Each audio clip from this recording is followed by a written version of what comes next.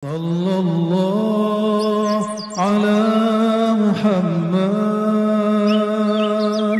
Sallallahu alaihi wasallam. Jika tidak ada kiai mengatakan salawatlah engkau rezekimu datang sendiri, dia tidak salawat. Dia salawat bukan karena cinta Rasul, tapi karena cinta fulus. Maka yang menjadi murid saya haram salawat karena fulus. Yang istifadah mengambil ilmu daripada kajian-kajian kami tidak pantas lagi mengatakan itu. Malu kepada Rasulullah SAW. Di suatu saat ada orang aliran sesat datang kepada saya.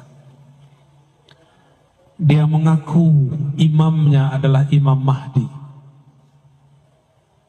Hari Jumat saya kemudian sebelum sholat saya sholawat mengadu kepada Rasulullah. Kenapa saya gelisah? Gelisahnya bukan main. Saya nggak pernah segelisah itu. Dulu punya masalah apa saja tidak ada gelisah. Ini gelisahnya bukan main.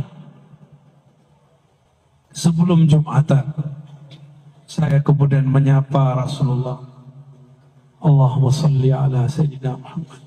Assalamualaikum ya Rasulullah. Assalamualaikum ya Habibullah. Assalamualaikum ya Sayyidi ya Rasulullah. Begitu terus saya baca. Wahai Rasulullah, wahai Rasulullah, syafaatkan aku, syafaatkan kolbuku, syafaatkan pikiranku, badanku. Kenapa ini gelisah? Tiba-tiba Allah masukkan saya ke alam yang bukan alam ini. Disebut tidur bukan tidur, disebut jaga bukan jaga. Ya, jadi ini bukan bagian ahli hadis. Ini bagian ahli rohani. Di saat itu seakan-akan beliau berkalam. Bacalah assalamu alayka atau assalatu wassalamu alayka ya abati ya Rasulullah. Pas mau azan saya sadar lagi. Terbangun lagi. Maka benarlah kata Nabi, man ra'ani fil manam fasayarani yaqzah. Siapa yang bermimpi ketemu aku akan bertemu aku dalam keadaan jaga. Disebut jaga mimpi, disebut mimpi kok terasa jaga. Ya. Alhamdulillahirabbil alamin. Tapi ingat, saya bukan orang suci. Kan tadi tanya ya, saya sebenarnya malu menceritakan ini. Ya, nanti ada orang hasad bilang, Ustaz, gak boleh cerita mimpi. Mana dalilnya? Mana dalil gak boleh cerita mimpi? Gak ada dalilnya. Tapi jangan terlalu berlebihan dengan mimpi. Biasa aja. Ya, orang mimpi belum tentu dia wali. Sebagaimana yang tidak mimpi belum tentu tidak wali. Ya, paham? Jadi mimpi itu terjemahan dari alam sadar. Kita ini punya kesadaran alam bawah sadar. Dia sadar tapi di alam bawah sadar. Ini ternyata maksud kalam Nabi. Bainama ana naimun wal yaqazah. Antara aku tidur dan bangun. Itu disebut alam bawah sadar. Nabi sudah sebut istilahnya 14-15 abad yang lalu. Ahli psikologi baru menemukan istilahnya sekarang. Mereka sebut trans. Tapi mereka pun bingung trans itu apa. Karena trans yang mereka tahu cuma Trans Jakarta, Pontianak, Singkawang. Allahumma salli ala Sayyidina Muhammad. Baiklah, penanya berikutnya kita bagi sesi dulu.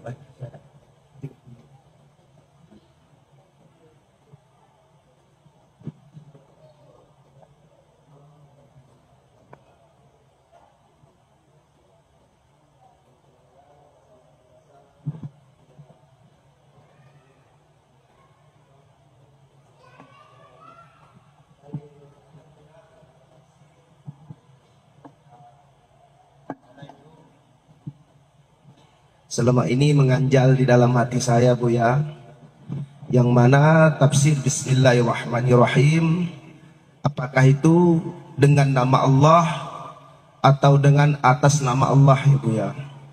Kalau dengan nama Allah, kalau untuk terjemahan bahasa Indonesia memang itu tidak ada, Buya. Tapi dengan nama Allah, mungkin untuk pendapat saya pribadi, Buya, saya merasa itu lebih afdol. Tapi tidak mendului Buya, saya hanya ingin bertanya. Kedua, apakah tunjukkanlah kami jalan yang lurus atau bimbinglah kami di jalan yang lurus? Iya Buya, pertanyaan saya dua, mungkin itu aja yang dapat saya sampaikan. Billahi taufiq wal hidayah. Assalamualaikum warahmatullahi wabarakatuh. Waalaikumsalam warahmatullahi. Bagus pertanyaannya ya.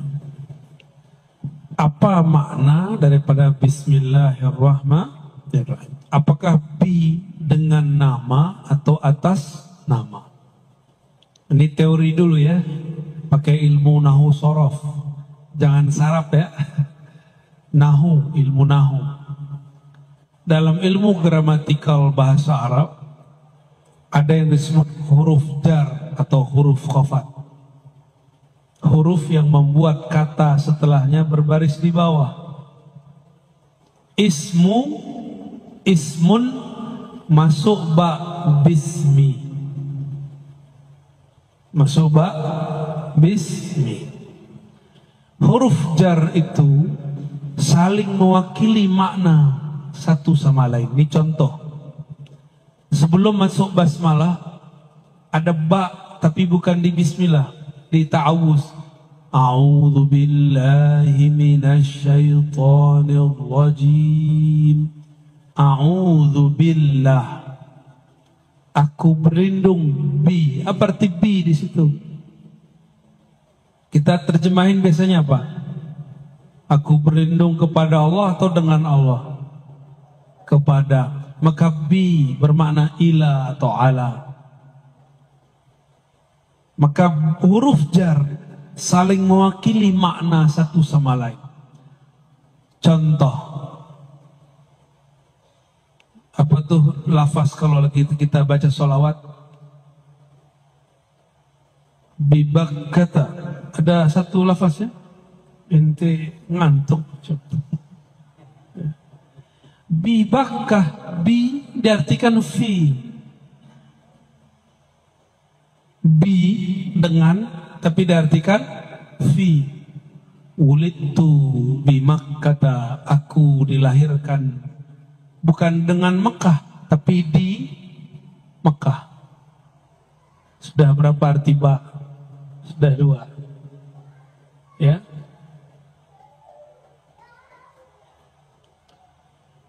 Maka bismillah ini bismillah apa? Ulama kita mengartikan ini ba'il isti'anah. Ba minta tolong. Ada yang mengartikan ini ba istizan, minta izin. Ada macam-macam ba. Ada yang mengartikan fi, dalam nama Allah. Dengan nama Allah. Lebih tinggi mana orang yang bawa nama atau di dalam nama? Nama tidak pernah terpisah dari yang punya nama. Ini Ar-Razi, ya ini badannya. Maka saya yang di dalam nama Ar-Razi itu.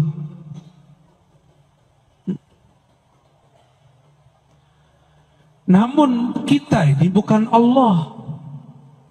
Maka tidak boleh mengatakan dengan atau di dalam nama Allah, aku di dalam Allah, Allah di dalam aku. Itu ajaran sesat.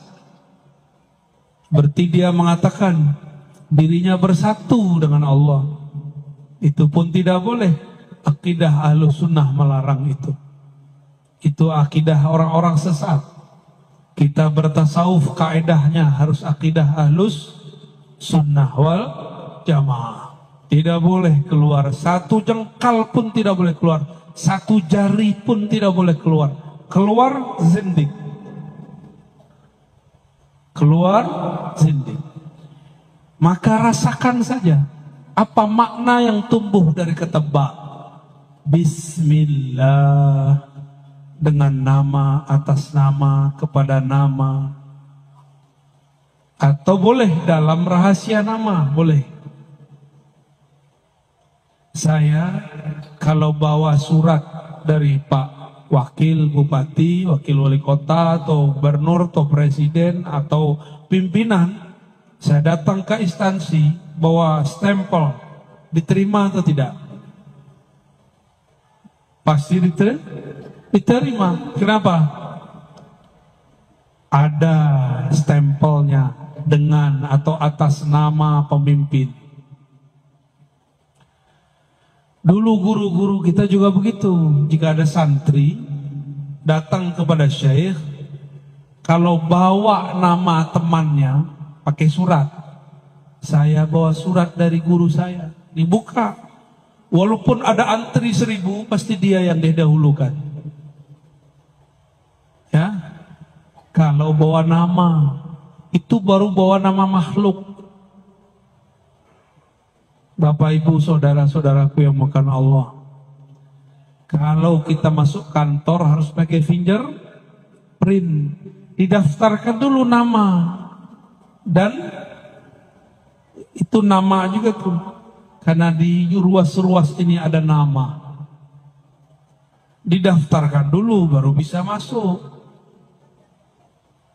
Kalau kita mau naik ke hadirat Allah, maka harus lewat nama ini, Bismillah.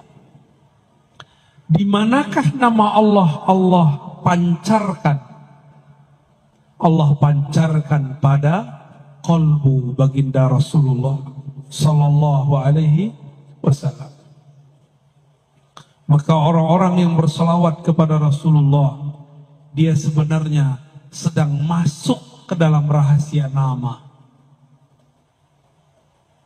Jadi orang selawat itu kenapa cepat kepada Allah? Karena dia masuk ke dalam rahasia nama. Dan ini tidak ada pada zikir-zikir yang lain, hanya ada pada zikir salawat.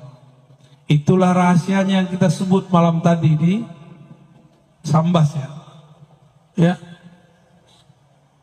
Di surat Taubah basmalahnya diakhirkan, wabil mu'minina raufur rahim. Dan terhadap orang beriman, Rasulullah mempunyai 2 nama yang merupakan nama Allah, Rauf Rahim. Rauf, Rahman, sama, mirip, walaupun berbeda beberapa. Rahim, ternyata kata Rauf yang merupakan Asmaul Husna dibolehkan untuk nama Rasul. Rahim yang merupakan nama Allah, tapi disebut sebagai nama Rasul. Rasul yang Rauf, Rasul yang Rahim.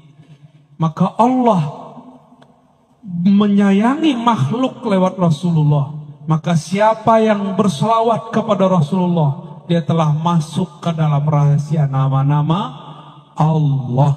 Inilah rahasianya kenapa sholat jadi sah ketika kita Bismillah. Inilah rahasia juga kenapa mazhab Malik, di mazhab Malik lama tidak ada basmalah di Fatihah, tapi dia tetap membaca sholawat di akhir, maka sah sholatnya. Ya, karena itu rahasia nama. Wallahu a'lam bishawab. Maaf, kita berikan sebentar dulu untuk ahwat ibu-ibu. 1 pertanyaan. Silakan Bu. Nanti kita rolling. Kalau tidak ada, saya sarankan kepada bapak-bapak. Tunggu dulu Pak. Ada, silakan.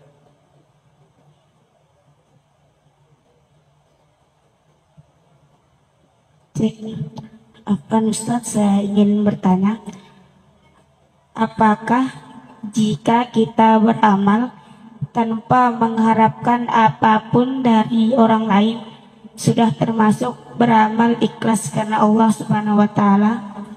Baik, sekian, terima kasih. Baik. Iya. Beramal tidak berharap apapun.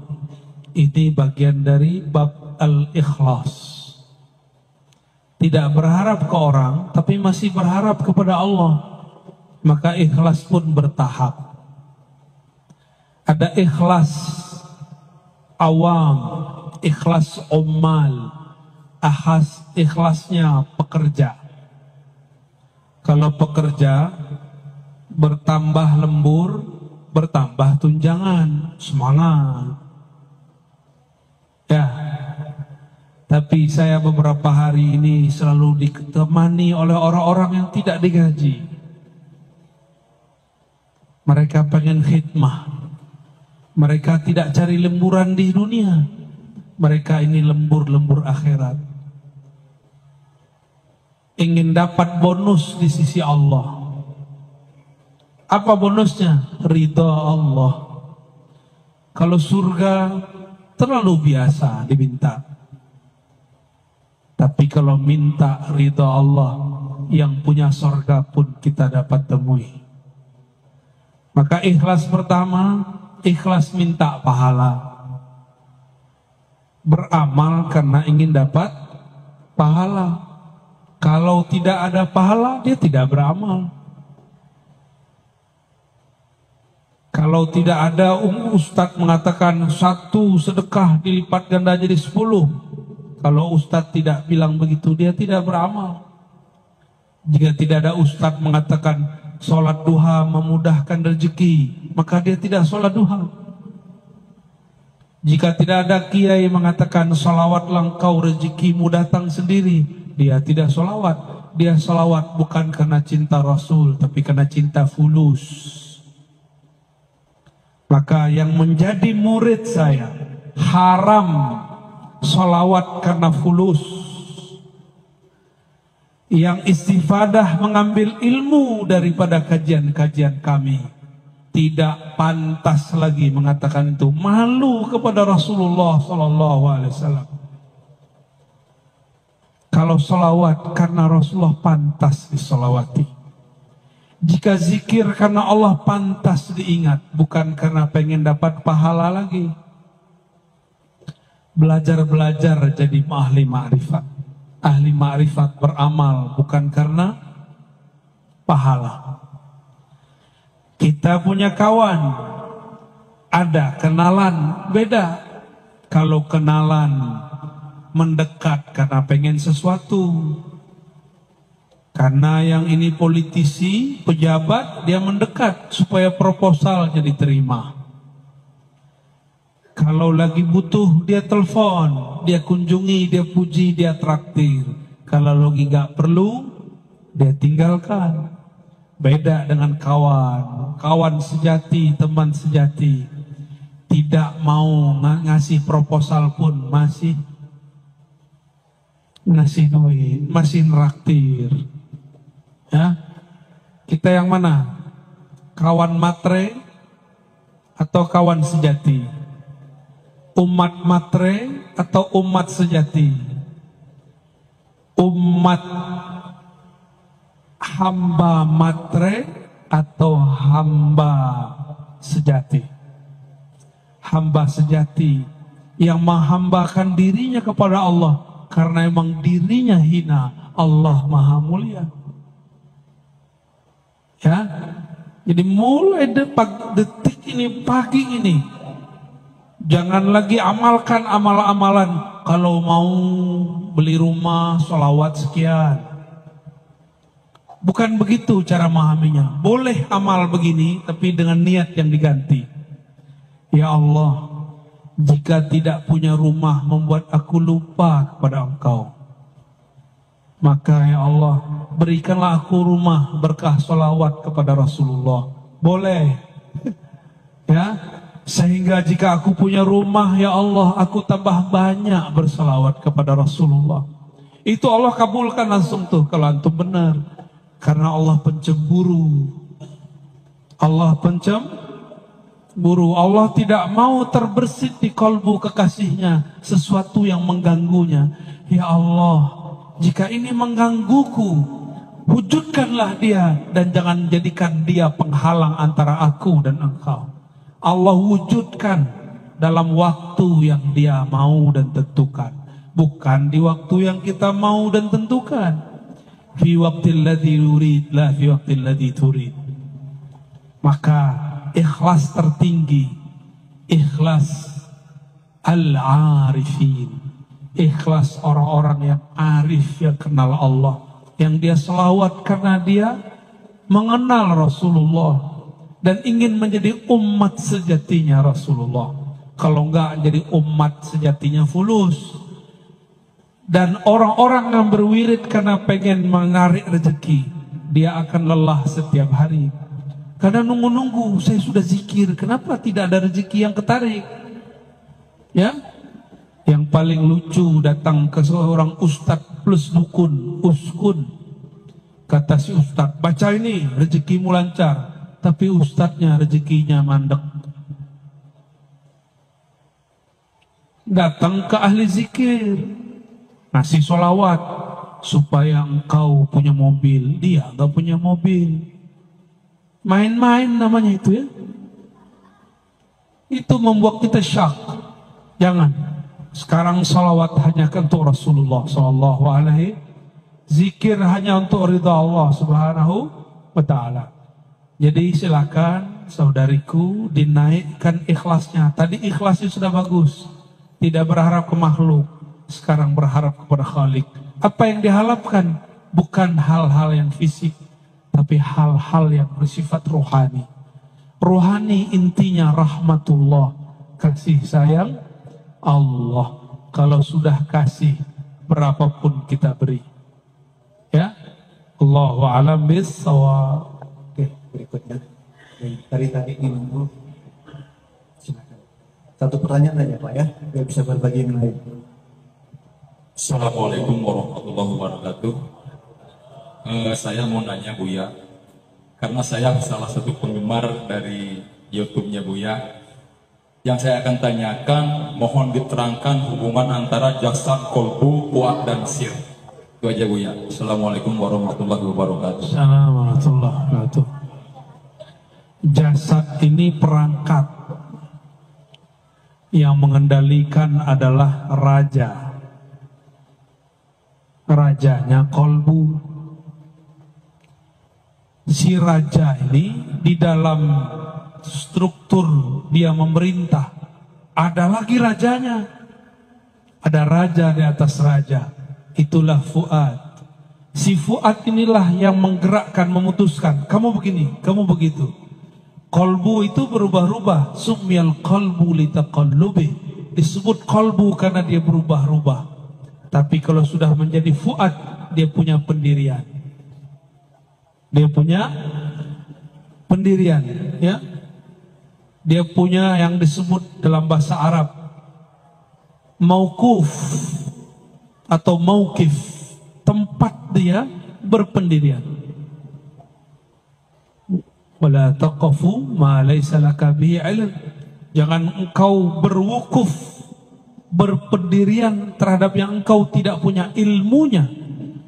Maka ilmu itu ada di fuad. Karena inna sam'a wal basara wal fuada, sesungguhnya sama, basar, fuad, semuanya akan ditanya, diminta pertanggungjawaban.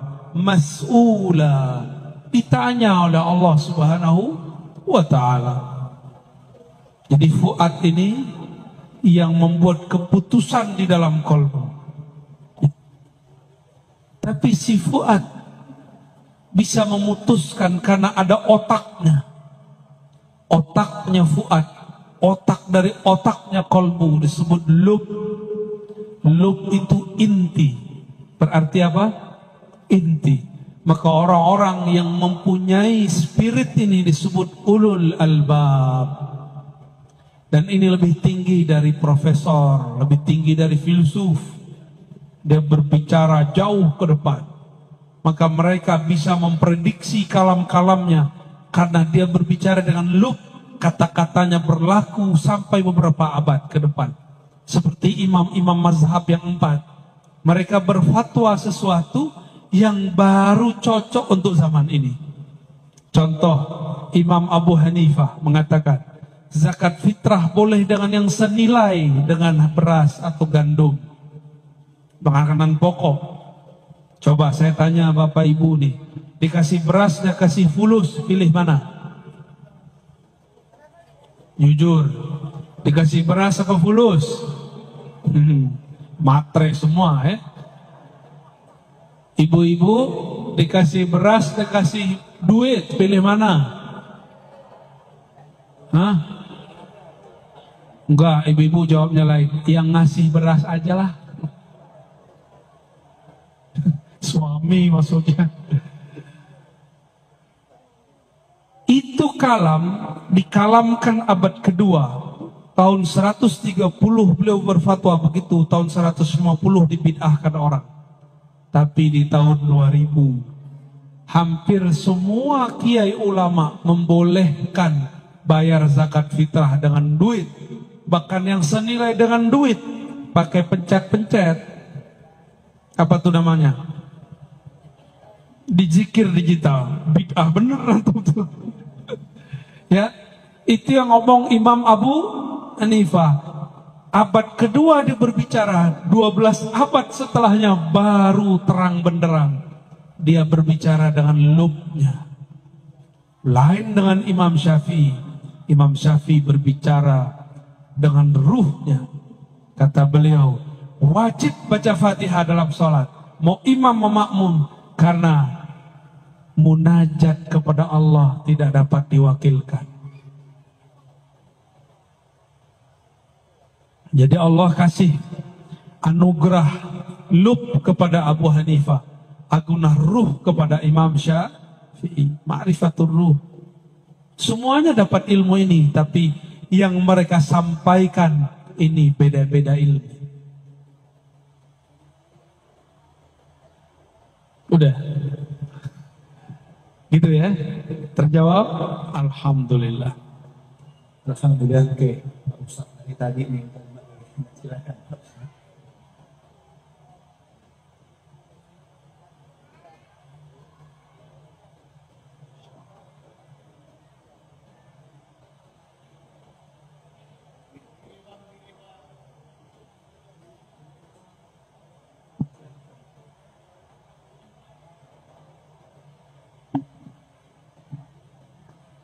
Mohon izin Buya, saya mohon penjelasan ayat innan nafsa la'ammaratun bisu illa marrahima rabbi. Di situ Allah menggambarkan bahwa nafsu itu sangat mendorong, bahasanya ammarah, sangat mendorong pada keburukan. Illa marrahima rabbi, itu kan kecuali orang yang disayangi oleh Allah. Yang ingin saya tanyakan, sebenarnya kita bedakan antara nafsu dengan yang bukan nafsu itu bagaimana Bu ya? Terus kemudian untuk menjadi marrahima rabbi, orang yang disayang oleh Allah itu bagaimana? Terima kasih. Masya Allah, ini pertanyaan puncak ya, terakhir ya. Pertanyaannya betul-betul husnul khotimah. Innan nafsa la ammaratun bisu. Panjang itu, bisu. Karena emang su itu panjang. Sesungguhnya nafs, jiwa,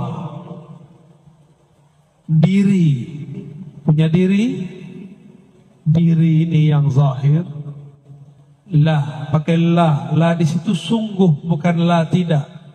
Disebut lam taukid, sungguh.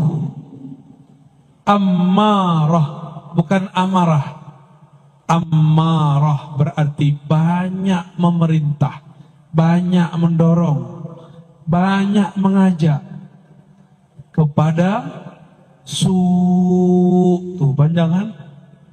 Su artinya keburukan, keburukan, keburukan, keburukan. Dalam keburukan ada keburukan. Setelah keburukan ada lagi efek dari keburukan. Maka tidak ada satu maksiat kecuali berimbas kepada maksiat berikutnya. Terus bertali-tali. Dan ini pemutusnya cuma satu. Illah, kecuali man rahima rabbi, kecuali yang disayangi oleh Allah. Rahmat Allah turunnya ke dalam kolbu. Saat seseorang anak kecil wafat, keluarga Rasulullah cucunya wafat, Nabi menangis. Sahabat bertanya, jadi sahabat ini dulu kaku-kaku awalnya. Nabi lah yang melembutkan kolbu mereka. Kata sahabat ini, ya Rasulullah, apa-apa ini? Kenapa engkau nangis? Ini namanya niyaha. Apa itu niyaha? Meratap. Lalu Nabi mengatakan, lah bukan. Ini rahmatun. Itu rahmat kasih sayang. Wada Allah telah letakkan, tempatkan, masukkan, titipkan, pancarkan fi qulubi man syaa min ibadih, di kolbu-kolbu yang dia kehendaki. Kau tidak dapat, aku dapat. Maksud Rasulullah. Rasulullah itu rahmatan lil, maka ujung rambut sampai ujung kakinya rahmat. Karena dari kolbunya ada rahmatullah. Maka Rasulullah itu nama lainnya rahmatan lil, itu zahir, batinnya rahmatullah. Zahirnya rahmatan lil, batinnya rahmatullah. Jadi rahmat Allah itu nama Nabi. Allah berkalam ke surga, wahai surga, biki arhamu ibadi, dengan engkau aku menyayangi makhluk-makhlukku. Dan surga hanya dibuka dengan jari-jari Rasulullah, fingerprintnya Rasulullah. Nabi taruh tangannya, terbukalah 8 pintu surga, terbukalah semuanya. Jadi bapak ibu ini beramal mau 1000 kali lipat, 1.000.000 kali lipat. Tapi kalau tidak sholawat tidak dibuka. Gak syahadat kepada Rasul gak dibuka. Karena surga hakiki ada di kolbu Rasulullah. Baiti bait di situ bukan rumah fisik. Bait itu kolbu. Baiti jannati. Kolbuku itulah surgaku. Maka kalau ingin mensurgakan rumah, bukan dengan mengarab-arabkan isi rumah. Welcome diganti. Ahlan bikum. Ahlan wa sahlan. Marhaban. Itu bahasa Arab. Taruh bahasa Arab itu di kolbu. Taruh maknanya di dalam kolbu. Maka di kolbumu ada rahmatullah. Hanya orang-orang yang di kolbunya ada cinta kepada Allah dan Rasulullah, ada nur rahmah, maka pasti dia sayang hatta kepada musuh-musuhnya. Ya, kita hadir pagi ini karena rahmatnya Rasulullah SAW. Maka kita boleh mengatakan laulaka ya sayyidi, ya abati ya Rasulullah, ma arafna Allah. Kalau bukan karena engkau, wahai ayahanda ruh hati kami, wahai ayah ruh kami, kami tidak akan kenal siapa yang kami sembah. Jazallahu anka ya Sayyidana ya Rasulullah. Semoga Allah membalasimu, mengangkat derajatmu, meletakkan engkau pada makom mahmud. Makom yang mana dengan makom itu engkau memberi syafaat kami. Amin ya Rabbal Alamin. Jadi bagaimana cara supaya rahmah? Kenali rahmahnya Rasulullah. Maka jika ada kelompok mengatakan ikut Nabi, ikut sunnah Nabi, tapi tambah keras, mungkin dia belum mengenal sang Nabi. Dia baru mengenal hadis Nabi. Allahumma salli ala Sayyidina. Perlu benci? Tidak perlu benci. Kita sayang mereka, ajak dia ngopi. Karena dalil nomor surat, nomor ayat dapat dikalahkan dengan akhlak yang mulia. Maka saya minta maaf kepada kawan-kawan yang saya kritik. Saya tidak benci kepada antum. Salafikah namanya, Hizbut Tahrirkah namanya, apapun antum menyebut diri, saya tidak pernah benci antum. Saya cinta kepada antum semua. Maka karena cinta saya mengkritisi, menegur. Namun kadang-kadang dalam mengkritisi mungkin saya su'ul adab, saya minta ampun kepada Allah Subhanahu wa ta'ala. Allahumma salli ala sayyidina. Khalas? Ada satu pertanyaan dari Pak Kiai. Pak Kiai bertanya. Tidak salah tanya Pak Kiai. Assalamualaikum warahmatullahi wabarakatuh. Ini Pak Kiai, saya Abdul Muthalib. Kaitan dengan bacaan sholawat. Ketika saya membaca sholawat, Allahumma sholli ala sayyidina wa habibina wa syafi'ina wa dhuhrina wa maulana Muhammad. Lalu ada yang mengatakan bahwa itu tidak sesuai dengan sunnah. Berlebihan mengucapkan sayyidina, habibina, syafi'ina. Yang betul adalah Allahumma sholli ala Muhammad. Jadi bagaimana dengan selawat tibbil qulub, tunjiyat, selawat badar, andaikan membaca syafi'ina kami itu dikatakan bid'ah. Demikian, wallahul muwaffiq ila aqwamit thoriq. Assalamualaikum warahmatullahi wabarakatuh. Assalamualaikum. Mohon berlapang dada kepada orang yang tidak kenal kepada kekasih. Dia nggak kenal kekasihnya. Yang dia tahu namanya cuma Mehmet. Itu kata orang Turki itu, Muhammad itu Mehmet. Muhammad sallallahu alaihi wasallam. Dia cuma tahu Muhammad.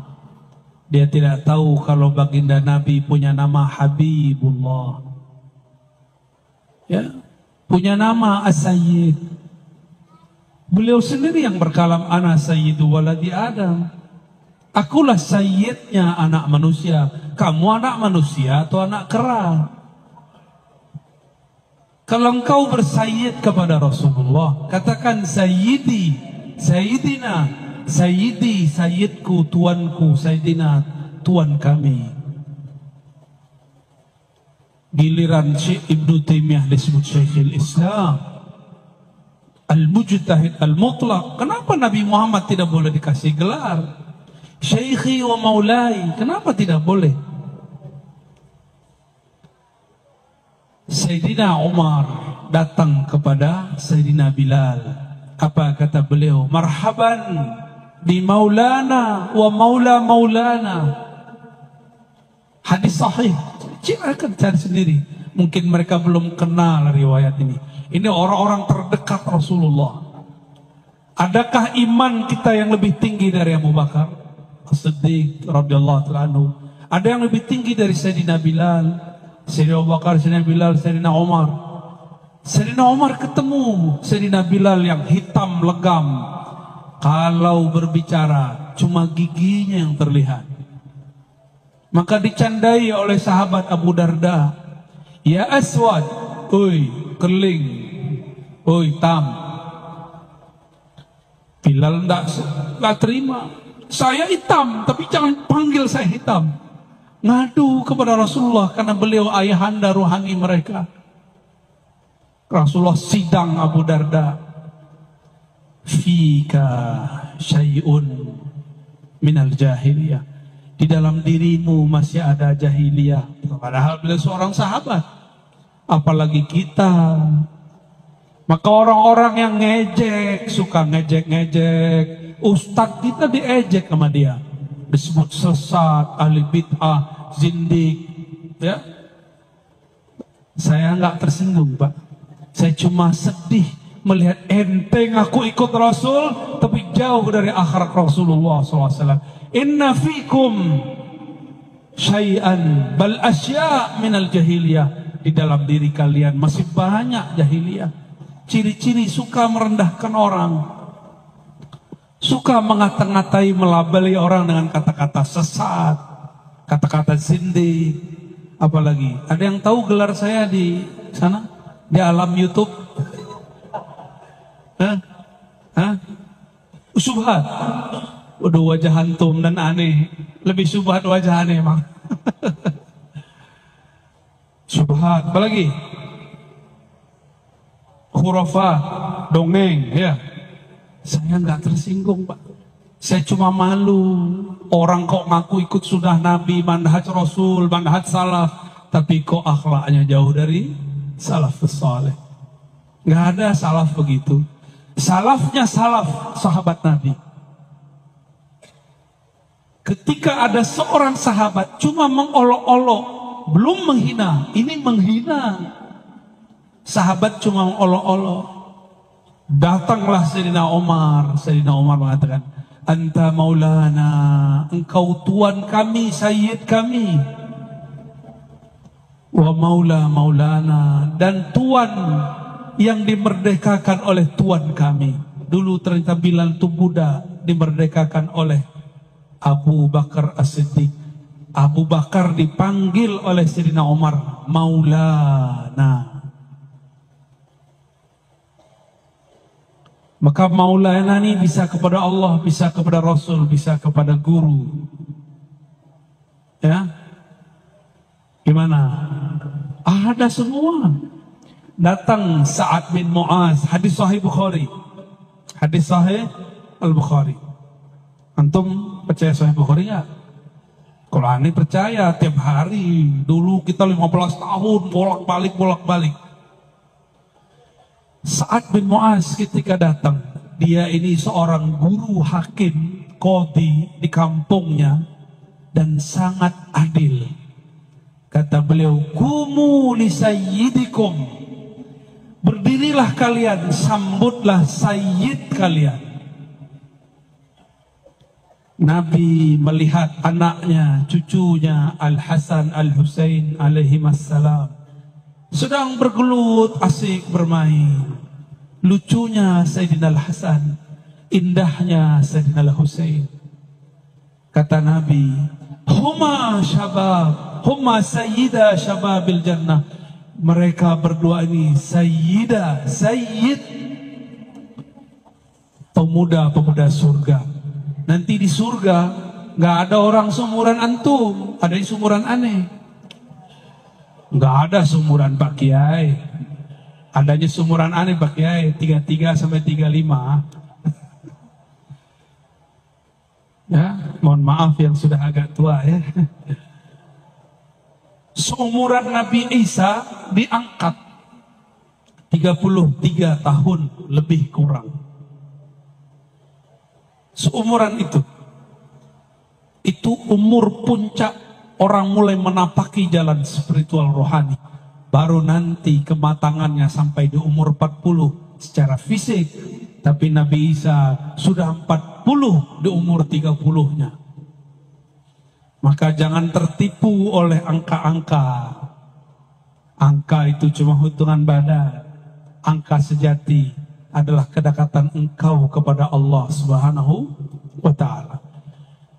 Jika Sayyidina Al-Hasan Husain disayyidkan Nabi, Sa'ad bin Mu'az disayyidkan Nabi, Sayyidina Bilal seorang budak azan disayyidkan Nabi, Abu Bakar disayyidkan oleh sahabat-sahabat, maka Nabi Muhammad Sayyidus Sadah, Sayyidul Habaib, Sayyiduna, Sayyidul Alamin, penghulu alam semesta.